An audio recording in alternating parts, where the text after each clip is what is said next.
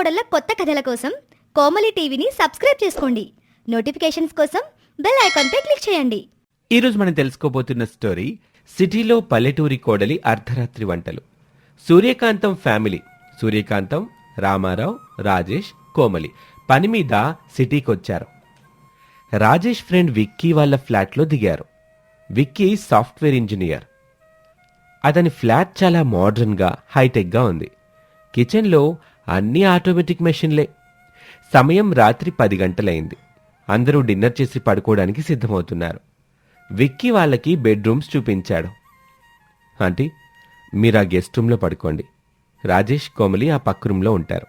ఏమైనా కావాలంటే నాకు చెప్పండి. ఇల్లంతా అద్దాల మేళ ఉంది నాయన. ఇక్కడ పడుకుంటే నిద్ర పట్టుద్దా? అసలు గాలి ఎక్కడి నుండి వచ్చుద్ది? కిటికీలన్నీ మూసున్నాయి. ఆంటీ, ఇది ఏసీ రూమ్ ఆంటీ, కిటికీలు తెరవకూడదు, చల్లగా ఉంటుందిలేండి. Good night. ఇక అందరూ పడుకున్నారు. కానీ కోమలికి మాత్రం నిద్ర రావటం లేదు. కొత్త ప్రదేశం, ఆకలిగా కూడా ఉంది. రాజేష్ని నిద్ర లేపుతూ, ఏవండి ఏవండి లేగండి, నాకు ఆకలేస్తుంది. ఇప్పుడు ఆకలేంటి కోమలి? ఇందాకే కదా పిజ్జా తిన్నావు. ఆ పిజ్జా నా కడుపులో ఎక్కడికి వెళ్ళిందో తెలీదు. నాకు అన్నం తినాలనుంది, లేకపోతే నిద్ర రాదు. అమ్మో, ఇప్పుడు అన్నం ఎక్కడి నుంచి తెస్తావు? విక్కీ వాళ్ళ కిచెన్లో ఏముందో మనకి తెలియదు. కావాలంటే నువ్వు వెళ్ళి చూడు, కానీ శబ్దం చేయకు. మళ్ళీ అమ్మకి మెలకు వస్తే అంతే సంగతి. సరే, నేను వెళ్ళి ఏదో ఒకటి వండుకుంటాను. కోమలి మెల్లగా దొంగలా కిచెన్లోకి వెళ్ళింది. లైట్ వేయటానికి స్విచ్ కోసం వెతికింది, కానీ పాపం ఎక్కడా దొరకలేదు. సడన్గా క్లాప్ శబ్దం వినిపించింది. లైట్ ఆటోమేటిక్గా వెలిగింది. అమ్మో, చప్పట్లు కొడితే లైట్ వెలిగిందా? దెయ్యం ఉందా ఏంటి? కిచెన్లో పెద్ద fridge, microwave oven, dishwasher, induction stove అన్నీ ఉన్నాయి. కానీ కోమలికి అవన్నీ ఏంటో, అవి ఎలా పనిచేస్తాయో తెలియదు. ఈ స్టవ్ ఎక్కడుంది? ఇక్కడంతా నల్లటి అద్దం ఉంది. మరి మంట ఎక్కడి నుంచి వస్తుంది? కోమలి ఇండక్షన్ స్టవ్ మీద చేయి పెట్టి చూసింది. చల్లగా ఉంది. పక్కనున్న బటన్స్ నొక్కింది. బీప్ బీప్ అని సౌండ్ వచ్చింది. ఓహో, ఇది కంప్యూటర్ స్టవ్ అన్నమాట. సరే సరే, బియ్యం ఎక్కడున్నాయో వెతుకుదాం. కోమలి డబ్బాలన్నీ వెతికింది. ఒక డబ్బాలో బాస్మతి రైస్ దొరికాయి. ఇంకో డబ్బాలో పాస్తా ఉంది. ఆమెకి పాస్తా అంటే సేమియా అనుకుంది. అరే, లావ్ సేమియా ఉంది. దీంతో ఉప్మా చేస్తే బావుంటుంది. అర్ధరాత్రి ఉప్మా అదిరిపోతుంది. కోమలి ఒక గిన్నె తీసుకుని అందులో పాస్తా వేసి నీళ్లు పోసింది. ఇండక్షన్ స్టవ్ మీద పెట్టింది. కానీ ఆ గిన్నె వేడెక్కటం లేదు. ఇదేంటి? పొయ్యి వెలిగింది, కానీ గిన్నె వేడెక్కదేంటి? ఓహో, దీనికి అగ్గిపుల్లేమైనా వేయాలేమో. కోమలి అగ్గిపుల్ల వెలిగించి ఆ గ్యాస్ టాప్ మీద వేసింది. కానీ ఏమీ జరగలేదు. ఆమెకి కోపం వచ్చింది. ఈ సిటీ పొయ్యిలంతే, మన కట్టెల పొయ్యే నయం. సరే సరే, ఆ పక్కనున్న బాక్స్లో పెడదాం. టీవీలో చూశాను, ఇందులో పెడితే వంట అయిపోతుంది. కోమలి ఆ గిన్నెని తీసుకొని మైక్రోవేవ్ ఓవెన్లో పెట్టింది. స్విచ్ ఆన్ చేసింది. మైక్రోవేవ్లో స్టీల్ గిన్నె పెట్టకూడదని కోమలికి తెలియదు. ఆన్ చేయగానే లోపల స్పార్క్స్ రావటం మొదలయ్యాయి. చిటపటా చిటపటా అని మెరుపులొస్తున్నాయి. వావ్, దీపావళి మతాబుల్లా ఉన్నాయే. వంట ఫాస్ట్గా అవుతుందనుకుంటా. సడన్గా ఢమాల్మని చిన్న పేలుడు శబ్దం వచ్చింది. మైక్రోవేవ్ డోర్ తెరుచుకుంది. పొగ బయటకొచ్చింది. అమ్మో, బాంబు పెళ్ళింది. ఆ శబ్దానికి పక్క రూంలో ఉన్న సూర్యకాంతం ఉలిక్కిపడి లేచింది. పరుగున కిచెన్లోకి వచ్చింది. ఏమైంది? ఇల్లు కూలిపోయిందా ఏంటి ఆ పొగ? అత్తయ్య, నేను ఉప్మా చేద్దామని ఆ పెట్టెలో పెట్టాను, అదేమో పేలిపోయింది. ఓసిని పిచ్చి తాగలయ్యా, అది ఉప్మా చేసే పెట్టి కాదు, బాంబులు తెచ్చే పెట్టు అనుకుంటా. అర్ధరాత్రి నీకు ఉప్మా ఎందుకే? దొంగల్లాగా వంటింట్లో ఏం చేస్తున్నావు? ఆకలి వేసిందా అత్తయ్య? ఆకలైతే మంచినీళ్ళు తాగి పడుకోవాలి, అంతేగాని ఇల్లు తగలెడతావా? ఇప్పుడు ఆ విక్కీ గళ్ళైతే మన పరువు ఏం కావాలి? మనల్ని పోలీసులకు పట్టేస్తాడాడు. లేదత్తయ్య, మనం సైలెంట్గా క్లీన్ చేసేద్దాం. సరేలే, ముందు ఆ పొగపోయేలాగా కిటికీలది, ఆ గిన్నె బయటపడే. ఇద్దరూ కలిసి హడావిడిగా క్లీన్ చేస్తున్నారు. ఇంతలో ఫ్రిడ్జ్లో నుంచి ఒక వింత శబ్దం వచ్చింది. గుర్ర గుర్రమని శబ్దం. ఆ బీరువలో ఎవరో గురక పెడుతున్నారు. మనిషున్నాడా? అత్తయ్య, అది ఫ్రిడ్జ్, కూరగాయలు చల్లగా ఉండడానికి అలా సౌండ్ చేస్తుంది. ఓహో, అట్టాగా.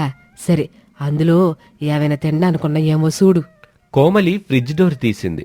లోపల వెలుగు చూసి సూర్యకాంతం ఆశ్చర్యపోయింది. లోపల రకరకాల సాసులు, జామ్లు, బ్రెడ్, చీజు కనిపించాయి. అత్తయ్య, ఇక్కడ బ్రెడ్ ఉంది, జామ్ ఉంది. బ్రెడ్ జామ్ తిందామా? చిన్న పిల్లలు తినేది మనకెందుకే? ఏదైనా కారంగా ఉంటే చూడు. ఇదిగోండి పిజ్జా సాస్ ఎర్రగా ఉంది, కారంగా ఉంటుందనుకుంటా. సరే, ఆ బ్రెడ్ మీద అది రాసి తినేసి పడుకుందాం. కోమలి బ్రెడ్ స్లైస్ మీద పిజ్జా సాస్, మైనీస్ తెల్లగా ఉంది కదా అని పెరుగు అనుకుని సూర్యకాంతానికి రాసి ఇచ్చింది. సూర్యకాంతం ఒక ముక్క కొరికి, చీచే, ఇదేంటే పొల్లగా తియ్యగా చప్పగా ఉంది? ఇది పెరుగా లేక సున్నమా? పెరుగు బాటిల్లానే ఉంది కదా అత్తయ్య. అది పెరుగు కాదు, ఏదో మందులాగుంది, నా కడుపులో తిప్పుతుంది. సూర్యకాంతం కోమలి కిచెన్లో మాట్లాడుకుంటూ ఉండగా హాల్లో ఒక చిన్న గుండ్రటి వస్తువు, రోబో వాక్యూమ్ క్లీనర్, వాళ్ల వైపు కదులుతూ వస్తూ కనిపించింది. దానికి లైట్లున్నాయి. చీకట్లో అది కదులుతుంటే చూసి సూర్యకాంతం భయపడింది. ఏమే, అది చూడు, నేల మీద ఏదో పాకుతూ వస్తుంది, తాబెల్లాగుంది, కానీ లైట్లున్నాయి. అమ్మో అత్తయ్య, అది ఏలియన్ ఏమో. సిటీలో ఏలియన్స్ ఉంటాయట. ఏలియనా? మనల్ని తినేసుద్దేమో. దాని కళ్ళు చూడు ఎట్ట మెరుతున్నాయో. ఆ రోబో క్లీనర్ సూర్యకాంతం కాలి దగ్గరికి వచ్చి ఆగింది. సూర్యకాంతం భయంతో అమ్మో అని గట్టిగా అరిచి పక్కనున్న టేబుల్ ఎక్కింది. కోమలి కూడా టేబుల్ ఎక్కింది. అత్తయ్య, అది మీ కాలు పట్టుకుంది. వదలవే రాకాసి, నన్ను వదిలే. విక్కీ, రాజేషు, కాపాడండ్రా. ఆ అరుపులకి విక్కీ, రాజేష్, రామారావు అందరూ లేచి వచ్చారు. లైట్లు వేశారు. ఏమైందంటీ, ఎందుకు అరుస్తున్నారు? టేబుల్ మీద నుంచి వేలు చూపిస్తూ, అదిగో ఆ దెయ్యం, అది నన్ను తిందామని వచ్చింది. అయ్యో ఆంటీ, అది దెయ్యం కాదు, రోబో వాక్యూమ్ క్లీనర్, ఇల్లు తుడిచే మెషిన్. రాత్రిపూట అదే ఆటోమేటిక్గా క్లీన్ చేసేస్తుంది. ఏంటి, ఇల్లు తుడవడానికి మెషినా? మీరు చీపురు కట్టేం వాడరా? ఇది స్మార్ట్ హోమ్ అంకుల్, రిమోట్ నొక్కితే అది పక్కకి వెళ్ళిపోతుంది. అమ్మయ్య, బతికించావులే నాయన. ఇల్లు తుడిచేదానికి కూడా లైట్లు చక్రాలుంటాయని నాకేం తెలుసు? అది నా కాళ్ళు పుట్టుకుంటే గుండాగినంత పని అయిపోయింది నాకు. విక్కీ కిచెన్లోకి వెళ్లి చూశాడు. అక్కడ మైక్రోవేవ్ నుంచి పొగొస్తుంది. పాస్తా గిన్నె మాడిపోయింది. ఏంటిది? కిచెన్లో ఏదో యుద్ధం జరిగినట్టుంది. మైక్రోవేవ్లో స్టీల్ గిన్నె పెట్టారా? రాజేష్ కోమలి వైపు చూసి, కోమలి, ఇలా చేసింది నువ్వేనా సారీ బావా, ఆకలి వేస్తే ఉప్మా చేద్దామని. అని కోమలి తలదించుకొని చెప్పింది. పర్లేదు వదిన గారు, కానీ ఇది పాస్తా, ఉప్మారవ కాదు. దీన్ని ఉడకబెట్టి సాస్ వేసుకొని తినాలి. పదండి, నేను మీ అందరి కోసం మ్యాగీ చేస్తాను. 2 నిమిషాలు అయిపోతుంది. మ్యాగీనా? ఆ, పావుల్లాగుంటాయి కదా, అయ్యేనా? అవునంటీ, చాలా బాగుంటుంది అని విక్కీ అందరికీ వేడివేడి మ్యాగీ చేసి ఇచ్చాడు. అందరూ హాల్లో కూర్చొని తింటున్నారు. సూర్యకాంతం ఫోర్కుతో తినలేక ఇబ్బంది పడుతూ, ఈ పొల్లలతో తింటం నా వల్ల కాదు, చేత్తోనే తింటా. అరే, ఇది బాగుందే, మన సేమియా ఉప్మాలా ఉంది, కానీ మసాలాని దట్టించారు. అవును కాంతం, అర్ధరాత్రి ఆకలికి ఇదే అమృతం. విక్కీ గారు, రేపు నాకు ఆ కంప్యూటర్ స్టవ్ ఎలా వాడాలో నేర్పించండి. మా అత్తయ్యకి గారెలు వేసి పెడతాను. అమ్మో వద్దొదిన గారు, ఇక్కడ గనక మీరు ఆయిల్ వేస్తే ఆయిల్ చిమ్మి సెన్సార్స్ పాడైపోతాయి. మనం బయట హోటల్కి వెళ్దాంలేండి. చూసావా కోమలి, నీ వంటలకి మెషన్లు కూడా భయపడిపోతున్నాయి. రేపటి నుండి వంటగది వైపు చూసావో నీ కోళ్లు విరగొడతా. అమ్మా, సిటీలో ఉండాలంటే సిటీ పద్ధతులు నేర్చుకోవాలమ్మా. నేర్చుకుంటాం లేరా, కానీ ఆ ఇల్లు తుడిచే తాబేళ్ళని మాత్రం రాత్రిపూట బయటకు వదలొద్దని చెప్పు. దాన్ని చూస్తే నాకు నిద్ర పట్టదు. ఇక అందరూ ఆ రోబో క్లీనర్ని చూసి నవ్వుకుంటారు. అది మళ్ళీ యూ యూ అని సౌండ్ చేస్తూ తిరుగుతూ తన పని తాను చేసుకుంటూ వెళ్ళిపోతుంది. ఇక దానికి రాజేష్ ఓ పేరు పెడతాడు. అమ్మా, దానికి మనం బుజ్జిగాడు అని పేరు పెడదామా? మన ఊరి కుక్కపిల్ల పేరు. సరేరా, కానీ ఆ బుజ్జిగాడు మళ్ళీ నా కాళ్ళ దగ్గరకు వస్తే మాత్రం ఒక్క తన్నుదంతాను. అందరూ మళ్ళీ నవ్వారు. ఆ రాత్రి సిటీలోని ఆ హైటెక్ అపార్ట్మెంట్లో పల్లెటూరి అమాయకత్వం, కుటుంబ బంధాల మధ్య ఒక తీపి జ్ఞాపకం మిగిలిపోయింది. ఇక మరుసటి రోజు ఉదయం అందరూ నిద్రలేచారు. సూర్యకాంతం బ్రష్ చేసుకుని కిచెన్లోకి వెళ్ళింది. విక్కీ బ్రేక్ఫాస్ట్ ప్రిపేర్ చేస్తున్నాడు. గుడ్ మార్నింగ్ ఆంటీ, బ్రేక్ఫాస్ట్లో సెరల్స్ తిందామా? సీరియల్సా? అంటే టీవీ సీరియల్సా? పొద్దున్నే టీవీ ఎందుకులే బాబు. అయ్యో అది కాదంటీ, కార్న్ఫ్లేక్స్, ఓట్స్ లాంటివి పాలల్లో వేసుకొని తినడం గురించి చెప్తున్నాను. ఓహో అదే, అదేదో పశువులకి దానా పెట్టినట్టుంటది. నాకు వేడివేడికి ఇడ్లీ కావాలయ్యా. అత్తయ్య, ఇక్కడ ఇడ్లీ పిండి కుక్కరు లేవు. నేను బ్రెడ్ ఆమ్లెట్ వేయినా నిన్న రాత్రి నేర్చుకున్నా. వద్దులే తల్లి, నువ్వు మళ్ళీ ఏదైనా పేల్చేస్తావేమో. ఆ బుజ్జిగాడు నా కాళ్ళు పట్టుకున్నట్టే ఆమ్లెట్ నా మొహం మీద కొత్తదేమో. కాంతం, మనం బయటికెళ్ళి టిఫిన్ చేద్దాం. ఇక్కడ ఈ మెషిన్లతో మన వల్ల కాదు. సరే అంకుల్, దగ్గరలో మంచి ఉడిపి హోటల్ ఉంది, అక్కడికి వెళ్దాం. అందరూ బయటకు వెళ్తూ ఉండగా సూర్యకాంతం చెప్పులు కనిపించట్లేదు. యారా రాజేషు, నా చెప్పులు కనిపించట్లేదురా. ఎక్కడే విడిచానుగా నేను. ఏమో అమ్మా, కనిపించట్లేదు మరి. అంతలో బెడ్రూమ్లో నుంచి టక్ టక్ అని శబ్దం వచ్చింది. వెళ్ళి చూస్తే ఆ రోబో క్లీనర్ సూర్యకాంతం చెప్పుని తన మీద పెట్టుకుని రైడ్ చేస్తుంది. అత్తయ్య చూడండి, బుజ్జిగాడు మీ చెప్పుతో ఆడుకుంటున్నాడు. ఓ నీ ఇల్లు బంగారంగాను, నా చెప్పును కూడా వదలవా? ఇటెవరా? సూర్యకాంతం చెప్పు లాక్కోవడానికి వెళ్తే అది వేగంగా సోఫా కిందకి దూరిపోయింది. అమ్మా, దానికి నీ చెప్పు నచ్చినట్టుంది, గిఫ్ట్గా ఇచ్చేయి. గిఫ్టా నబ్బో అందా? ఈ సిటీలో మనుషులకి కాదు, మెషన్లకు కూడా కొవ్వు ఎక్కువైపోయింది. పదండ్రా బాబు, మా రామాపురమే మాకు స్వర్గము. అక్కడ చెప్పులు పోతే కుక్కలు ఎత్తుకెళ్తాయి గాని ఎటా మిషన్లు ఎత్తుకెళ్ళవు. ఆ మాటకి అందరూ పగలబడి నవ్వుతూ సూర్యకాంతం ఒంటికాలి చెప్పుతో నడుస్తుంటే విక్కీ ఆమెకి కొత్త చెప్పులు కొనిస్తానని ప్రామిస్ చేస్తాడు. అలా ఆ సిటీ ట్రిప్ ఒక ఫన్నీ నోట్తో ముగుస్తుంది. ఇది వాల్టి కథ. మరొక ఆసక్తికర కథలో మళ్ళీ కలుద్దాం. అంతవరకు సెలవు, నమస్తే. రామాపురం గ్రామంలో ఆ సంవత్సరం చలి తీవ్రంగా ఉంది. ఉదయం 10 గంటలైనా సూర్యకాంతం మంచం దిగలేదు. 4 రగ్గులు కప్పుకొని ముడుచుకొని మరీ పడుకుంది. బయట్నుంచి రామారావు వణుకుతూ లోపలికొచ్చాడు. అబ్బా, ఈ చలేంట్రా బాబు, నరాల్లో రక్తం కూడా గడ్డగట్టి ఐస్ క్రీం అయిపోయేలాగా ఉంది. కాంతం, ఏమే కాంతం, ఇంకా లేవలేదా? పొద్దున్నే లేచి వేడివేడి కాఫీ ఇవ్వవే అంటే నువ్వింకా గొరకబెట్టి నిద్రపోతున్నావా? అమ్మో, నా వల్ల కాదు. ఈ చలిలో నేను రగ్గు తీస్తే నా ప్రాణం గాల్లో కలిసిపోద్ది. అయినా మీరే వెళ్ళి ఆ కోడలను లేపొచ్చుగా, ఆ లేచి కాఫీ పెడతారు. ఏంటి, వాళ్ళని లేపడమా? అది నా వల్ల ఏ పనేనా? పొద్దున్నే వాళ్ళ గది తలుపు దడితే మామయ్య గారు, సూర్యుడే ఇంకా డ్యూటీకి రాలేదు, మాకెందుకు అప్పుడే ఓవర్ టైము అని అడుగుతారు. నువ్వే లేచి వాళ్ళని క్యాకేయాలి. సూర్యకాంతం అయిష్టంగానే రగ్గులు పక్కన పెట్టి స్వెటరు, మఫ్లరు, కాళ్లకు సాక్సులు, చేతికి గ్లౌజులు వేసుకుని ఒక వ్యోమగామిలా తయారయ్యి వంటింటి వైపు నడిచింది. ఓ కామలే, చాందిని తెల్లారిపోయింది. ఎక్క నిద్రపోతే ఎట్టాగా? తొందరగా లేచి కాఫీలు పెట్టండే అని గట్టిగా అరిచింది. కాసేపటికి కోమలి, చాందిని నిద్ర కళ్ళతో బయటకొచ్చారు. వాళ్లు కూడా తలో 2 స్వెటర్లు వేసుకుని ఉన్నారు. అత్తయ్య గారు, ఈరోజు చలి మరీ ఎక్కువగా ఉంది కదా. నాకు తెలిసి ఆ హిమాలయాల్లో ఎవరో ఫ్రిడ్జ్ డోర్ తీసి మర్చిపోయి ఉంటారు. అందుకే ఆ చల్లగాలంతా ఇక్కడికి వచ్చేస్తుంది. కాదక్క, నాకైతే వేరే డౌట్ ఉంది. ఇప్పుడు మనం భూమి గుండ్రంగా తిరుగుతుంది అంటాం కదా. బహుశా తిరుగుతూ తిరుగుతూ మన ఊరెళ్ళి నార్త్ పోల్ దగ్గర ఆగిపోయిందేమో, అందుకే ఇంత చలి. సూర్యకాంతం వాళ్ళ మాటలు విని తల బాదుకుంది. మీ సైన్స్ పరిజ్ఞానం తాగలయ్యా. చలికాలం గనక చలిగా ఉంది, అంతేగాని ఊరు నడిచి వెళ్ళపోలేదు. ముందెళ్ళి కాఫీలు పెట్టండి. రామారావు సోఫాలో కూర్చొని పేపర్ చదువుతూ ఉండగా సూర్యకాంతం వచ్చి పక్కన కూర్చుంది.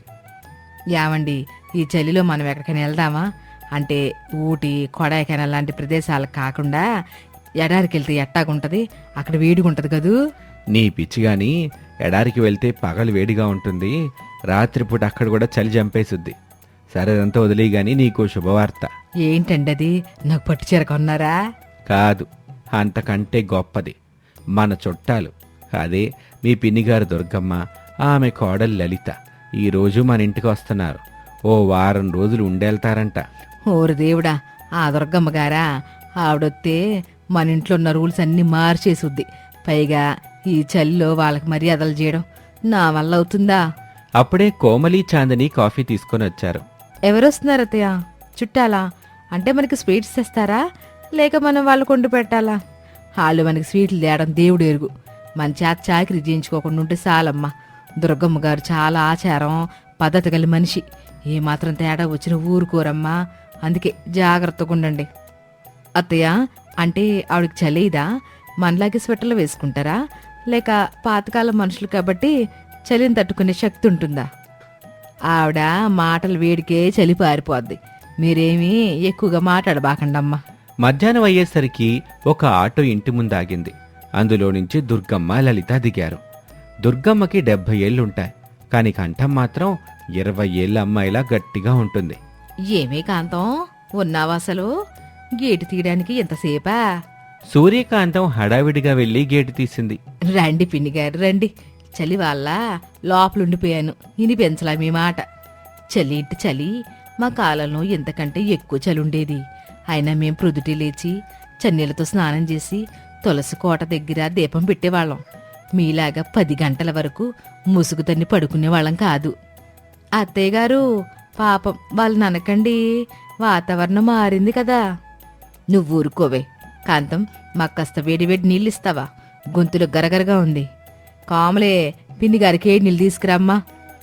కోమలి వంటింట్లోకి వెళ్లి కాసేపటికి 2 గ్లాసుల నీళ్లు తెచ్చి ఇచ్చింది. దుర్గమ్మ ఆత్రంగా గ్లాస్ అందుకుని సిప్ చేసింది. వెంటనే ముఖం చిట్లించింది. ఏమే ఏంటిది? వేడి నీళ్ళు అడిగితే గోరువెచ్చగా కూడా లేని నీళ్ళు ఇచ్చావేంటి? ఇవి చల్లనీళ్ళే కదా. అయ్యో బామ్మగారు, నేను బాగా వేడి చేశాను. కానీ వంటింట్లో నుంచి హాల్లోకి వచ్చేలోపు ఈ చలిగాలికి నీళ్లు భయపడి చల్లబడిపోయాయి. అయినా మరీ ఎక్కువ వేడి చేస్తే నీటిలో ఉన్న ఆక్సిజన్ చచ్చిపోతుందంట. అప్పుడు మనం ఆ నీళ్లు తాగితే మనకి ఊపిరాడదేమోనని భయపడి కొంచెం చల్లగా తెచ్చానులేండి. ఆ మాటలకి దుర్గమ్మ నోరెళ్లబెట్టింది. నీటిలో ఆక్సిజన్ చావడం ఏంటి? నీ బొంద. నీళ్లు మరిగించి తీసుకురావే మహాతల్లి. అక్క చెప్పింది నిజమే బామ్మగారు. అయినా ఈ చల్లో వేడినీళ్ళు తాగితే పొట్టలో ఉన్న చల్లదనం ఈ వేడి నీళ్ళతో ఫైటింగ్ చేసి మనకి కడుపు నొప్పి వస్తుందేమో. అందుకే బాడీ టెంపరేచర్కి తగ్గట్టు కూల్ వాటర్ తాగడమే మంచిది. రామారావు, ఎక్కడి నుండి తెచ్చావురా ఈ కోడలని? వీళ్ళ తెలివితేటలు చూస్తుంటే నాకున్న చలి జ్వరం కూడా తగ్గిపోయేలాగుంది. వాళ్ళంతే పిన్నిగారు, అమాయకులు. మీరు పట్టించుకోకండి.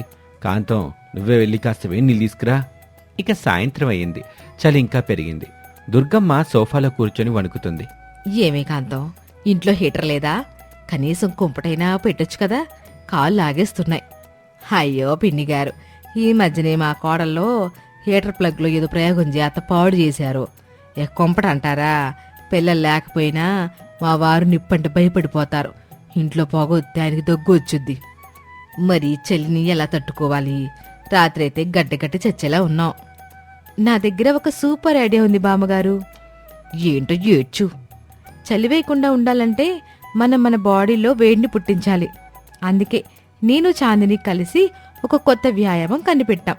మీరు సోఫాలో కూర్చొని చేతులు పైకి కిందికి ఆడిస్తూ హహహహుహు అని గట్టిగా అరిస్తే ఆ అరుపులకి గాలి వేడెక్కి మీకు చలి తగ్గొచ్చు. లలిత పగలబడి నవ్వింది. అత్తయ్య గారు, మీరు ఇమాజిన్ చేసుకోండి. మీరలా అరుస్తుంటే ఎంత బాగుంటుందో. నోరు ముయ్యవే. నా చేత కోతి వేషాలు వేయించాలని చూస్తున్నారా? నాకు ఆకలి వేస్తుంది. భోజనం సంగతి చూడండి. కామలే, చాందిని, ఈరోజు వంటలో స్పెషల్ ఏం చేశారు? అత్తయ్య, చలికాలం కదా, అందుకే అందరికీ వేడి పుట్టించే వంటలే చేశాం. అందరూ భోజనానికి కూర్చున్నారు. పల్లెంలో అన్నం, పప్పు, కూర వడ్డించారు. దుర్గమ్మ అన్నం కలుపుకొని నోట్లో పెట్టుకుంది. మరుక్షణమే అమ్మో బాబోయ్, నీళ్లు నీళ్లు అని అరవటం మొదలుపెట్టింది. ఏమైంది పిన్నిగారు, ఏమైంది? కారం, విపరీతమైన కారం. నోరు కాలిపోతుంది. ఇందులో ఎండు కారం కొట్టారా లేక అగ్గి పుల్లలు నూరేశారా? అయ్యో బామ్మగారు, మీరు హీటర్ అడిగారు కదా, ఇంట్లో హీటర్ లేదు. అందుకే కూరలో 10 స్పూన్ల కారం ఎక్కువ వేశాను. ఆ కారం తింటే మీ కడుపులో మంట పుట్టి ఆ మంట వలన శరీరం మొత్తం వేడెక్కుతుందని నా లాజిక్. ఇప్పుడు చూడండి, మీకు చలేస్తుందా? చెమటలు పడుతున్నాయా? దుర్గమ్మకి నిజంగానే చెమటలు పడుతున్నాయి. కళ్ళలో నుంచి నీళ్లు వస్తున్నాయి. నీ లాజిక్ తగలయ్యా. నన్ను చంపేస్తావా? చలి తగ్గడానికి కారం తినిపిస్తారా ఎవరైనా? అవును బామ్మగారు, దీనే ఇంటర్నల్ హీటింగ్ సిస్టమ్ అంటారు. బయట నిప్పు పెడితే పొగొస్తుంది, కానీ కడుపులో మంట పెడితే పొగరాదు. కేవలం వేడి మాత్రమే వస్తుంది. ఎంత బాగా ఆలోచించాం కదా. రామారావుకి నవ్వాలో ఏడవాలో అర్థం కాలేదు. పిన్నిగారు, మీరు కొంచెం పెరుగు తినండి, ఆ మంట తగ్గుద్ది. దుర్గమ్మ గబగబా పెరుగన్నం తిని ఊపిరి పీల్చుకుంది. కాంతం, రేపటి నుండి వంట నువ్వే చెయ్యి. వీడు చేస్తే నేను ఈ చలికాలంలోనే స్వర్గస్తురా. ఇక రాత్రి పడుకునే సమయం వచ్చింది. సూర్యకాంతం ఇంట్లో ఉన్న రగ్గులన్నీ బయటకు తీసింది. పిన్నిగారు, లలిత, మా దగ్గరున్నవి ఇవే రగ్గులమ్మా, సర్దుకుపోవాలి. పర్లేదులేవే, కానీ కిటికీలకి పరదాలు లేవేంటి? ఈ గాజు కిటికీల నుంచి చలిగా లోపలికొచ్చేదు. బామ్మగారు, దానికి కూడా మా దగ్గర పరిష్కారం ఉంది. ఏంటో చెప్పు తల్లి, కానీ మళ్ళీ కారం లాంటి ప్రయోగించబాకు. అలా ఏం లేదు, మేము కిటికీలెక్కి స్వెటర్లు తొడిగాం. ఏంటి, కిటికీకి స్వెటర్లా? అవును బామ్మగారు, మనుషులకి చలేసినప్పుడు స్వెటర్స్ వేసుకుంటాం కదా, అలాగే కిటికీలకి కూడా స్వెటర్స్ వేస్తే వాటికి చలివేదు. అప్పుడు అవి చలిగాలిని లోపలికి పంపించవు కదా. మావయ్య గారి పాత స్వెటర్లన్నీ కిటికీలకి మేకులతో కొట్టేశాం. రామారావు గుండె పట్టుకున్నాడు. నా కాశ్మీరు స్వెటరు, నా ఊలు స్వెటరు అన్నిటినీ కిటికీలకి తగిలించారా? రేపు నేను ఆఫీస్కి ఏం వేసుకెళ్ళాలి? కిటికీల్ని భుజానికి వేసుకుని వెళ్ళాలా? ఊరి మీ వేషాల కోవాల. కిటికీ అంటే ప్రాణం ఉన్న మనిషి కాదే, దానికి చలియడానికి వెళ్ళి స్వెటర్లు తీయండి. ఇప్పుడు తీలేమత్తయ్య, మేకులు గట్టిగా కొట్టేశాం. కావాలంటే మావయ్య గారు రేపు ఆఫీస్కి వెళ్ళేటప్పుడు 2 రగ్గులు చుట్టుకుని వెళ్ళొచ్చు. స్టైల్గా ఉంటుంది, బాహుబలిలాగా. నాకు ఈ ఇంట్లో నిద్ర పట్టేలా లేదు. లలిత, మన పెట్లో ఉన్న శాలువల్ది. ఇక మరుసటి రోజు ఉదయం దుర్గమ్మ, లలిత బట్టలు సర్దుకుంటున్నారు. అదేంటి పిన్ని గారు, వారం రోజులు ఉంటామని వచ్చారు, ఒక రోజుకి వెళ్ళిపోతున్నారేంటి? వారం రోజులుంటే మీ కోడళ్ళు నా చేత మంచు గడ్డలు తినిపించి, ఇది ఫ్రోజన్ ఫుడ్ బామ్మగారు, తింటే ఎంగా ఉంటారని చెప్పినా ఆశ్చర్యం లేదు.